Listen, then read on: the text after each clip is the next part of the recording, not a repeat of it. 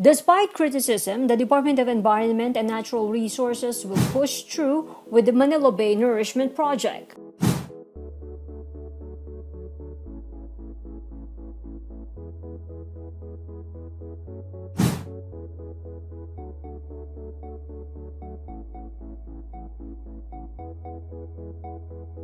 Environment Secretary Cimatu stressed this during the International Coastal Cleanup Day at the Manila Bay.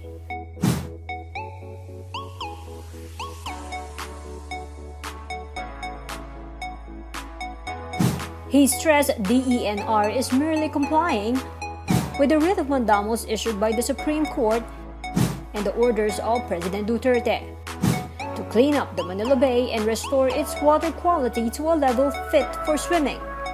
After the ceremony, Cimatu invited attendees to walk along the bay's white sand.